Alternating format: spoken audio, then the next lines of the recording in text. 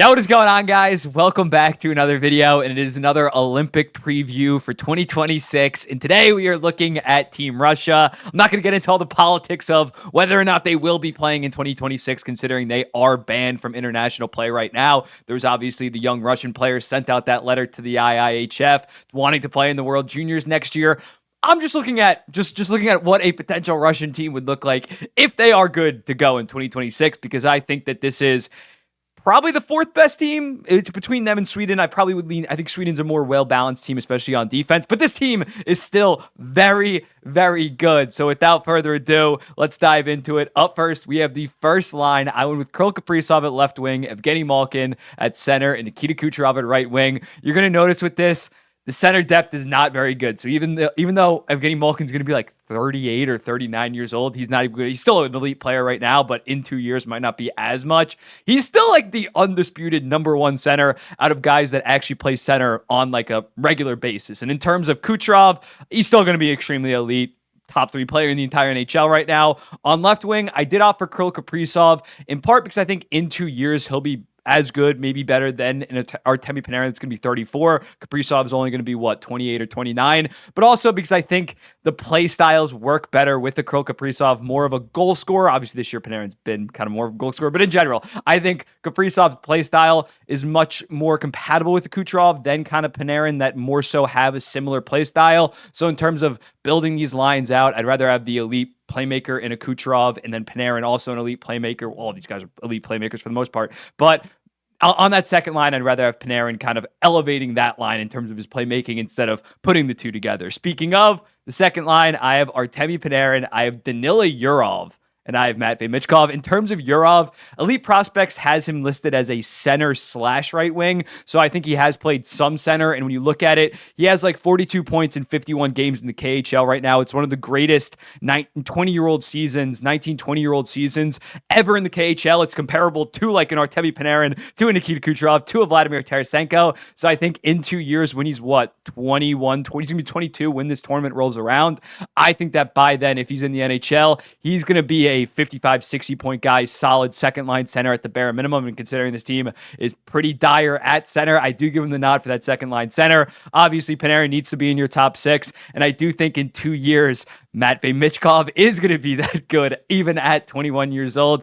I think as considering he's been as good as Yurov, he's a year younger, he's going to be a very, very good player. Won't be in the NHL quite yet because his contract ends spring of 2026. But by 2026, if he was in the NHL, I think he'd already be like a 35 and 35 guy at the bare minimum, probably 40 and 40. The third line, I have Andrei Svechnikov, blanking on his name, Dmitry Vornikov, blanked on his last name, Vornikov, and Valeri Nichushkin. Vornikov, he's kind of a very underrated player right now. He's trending around 50-ish points for the Columbus Blue Jackets as a rookie. He was a 2019 draftee. He actually is the same age as Svechnikov. Just took a while to come over to the NHL. So I think you give him another 2 years, he'll be a solid 55 to 60 point second line center. He's a 6'5" unit. This line is just a physical presence. In terms of Svechnikov, 6'2", 6'3", not afraid to throw the body around. Vornikov, 6'5", and then Nichushkin, a very good two-way winger that also is a pretty big dude. This is kind of your third line checking line that still has a shit ton of offense,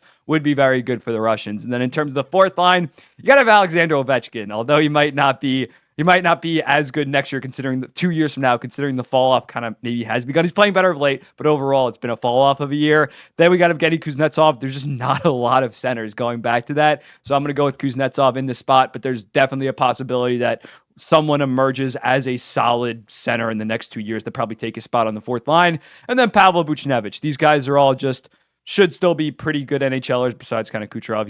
Kuznetsov, he's kind of fallen off in recent years. But Buchnevich is a very solid two-way guy, and you're just not keeping Ovechkin. Although Ovechkin might not be a top 12 player in terms of Russians in 2 years from now, I cannot see him like being an extra or not being on Team Russia. He is 1,000% going to be on this team, so I have him on the fourth line just ripping goals. In the first pair, I have Sergachev and Artem Zub. Similarly to how Russia doesn't have a ton of centers, They don't have a ton of right-handed defensemen. So as a result, I have Zub on that top pair. And Zub is solid. Zub is a very good physical defenseman. I think he would work pretty well with a guy like Sergachev that's more of a puck-moving offensive defenseman. So no shade to Zub, but you're going to see he's like the only right-handed defenseman from Russia in the NHL right now. So when it comes to that second pair, I had to put Pavel Mintyukov with Vladislav Gavrikov. Gavrikov has proven himself as a very good second pair guy. I remember at last year's deadline, people were trashing on him because his advanced stats were god awful on Columbus, but he was like the number one defenseman on Columbus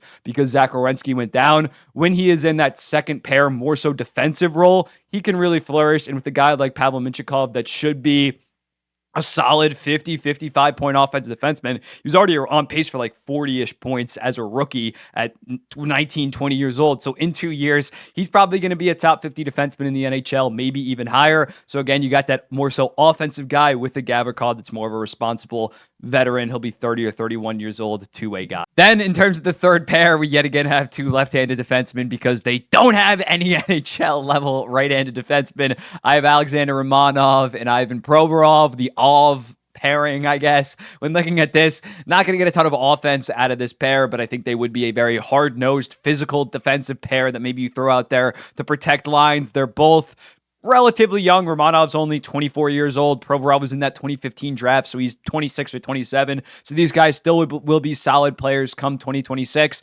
Just an overall defensive line. In net, I went with Sorokin and I went with Vasilevsky as the goalie tandem. This would obviously be very fluid. A guy that's obviously going to be on the extras and Igor Shesterkin, he could easily crack this. This is just going to be whoever is having the best 2025-2026 season is going to get the net. There's no clear number one for this. It's kind of a rotating three. Maybe 2 years ago, Vasilevsky would be your number one no matter what. I maybe would roll out with Vasilevsky just because he does have obviously the 2 Stanley Cups. But right now, I went with Sorokin and Vasilevsky. In terms of extras, Tarasenko, Orlov, Nikki Shin, Demidov, and Igor Shesterkin. When looking at Tarasenko, not going to be the most explosive player anymore, but he would be a good veteran presence. Orlov is 32 years old, not playing that good with the Carolina Hurricanes. Granted, he's not in like a fantastic spot to succeed. He's kind of stuck on that third pair, making $7.75 million. Nikki Shin, back-to-back years of like 55 points in 65 games in the KHL at only 20 and 21 years old. I think if he makes the jump, even if he doesn't, he's going to be a solid NHL defenseman by 23 years old. Might even have an argument to be ahead of guys like a Provorov or a Gavrikov, in my opinion. Demidov, we're going to see. I think that he's going to be NHL ready in terms of that 2025-2026 season. His contract in Russia ends after next year. I think he's so good in terms of an overall great playmaker that he's going to be NHL caliber come that Olympic cycle, and I think he will potentially make the team. Could he make the lineup?